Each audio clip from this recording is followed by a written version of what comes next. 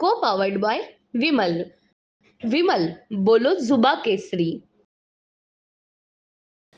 रत्नागिरी जिल्ह्यामध्ये पावसाची संततधार सुरूच आहे.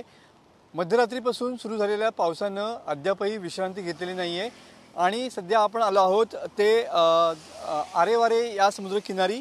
सध्या किनारपट्टी भागात पावसाचा जोर जो आहे तो अधिक असलेला पाहायला मिळतोय. 1 जूनपासून आजपर्यंत 500 मिलीमीटर एवढा पावसाची नोंद रत्नागिरी जिल्ह्यात झालेली पाहायला मिळते. दक्षिण आणि उत्तर रत्नागिरीमध्ये दोन्ही बाजूला या ठिकाणी पावसाचा जोर कायम असलेला पाहायला मिळतोय. खास करून दापोली, मंडणगड, खेड, चिपळूण या भागात पावसाचा जोर अधिक आहे.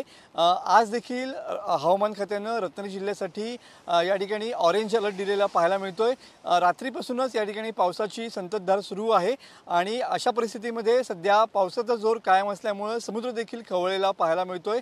समुद्राचं रौद्र रूप सध्या किनारपट्टी भागामध्ये अनुभवलं जातंय आणि सध्या नैऋत्य मोसमी वाऱ्यांचा आणि पावसाचा वेगही सध्या वाढलेला पाहायला मिळतोय आणि पुढचे 2 दिवस रत्नागिरी जिल्ह्यामध्ये अशाच पद्धतीच्या कोसळधारा पाहायला मिळणार आहेत. त्यामुळं किनारपट्टी भागात हा पावसाचा जोर अधिक असेल आणि त्याचमुळं किनारपट्टी भागातील लोकांनी या ठिकाणी सतर्क राहण्याच्या सूचना या ठिकाणी प्रशासनाने दिलेल्या पाहायला मिळत आहेत. त्यामुळं पुढचे 2 दिवस हे रत्नागिरी जिल्ह्यासाठी पावसाचे असणार आहेत. त्यामुळे नागरिकांनी योग्य ती खबरदारी घ्यावी असं आवाहन प्रशासनाच्या माध्यमातून करण्यात आलेलं पाहायला मिळत आहे.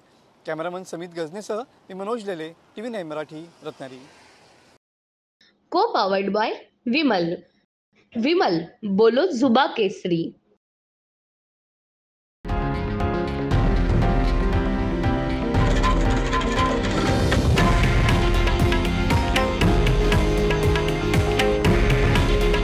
हे आहे देशातील नंबर 1 न्यूज नेटवर्क आणि आपण पाहत आहात TV9 मराठी. काळजी तुमची, हित महाराष्ट्राचं.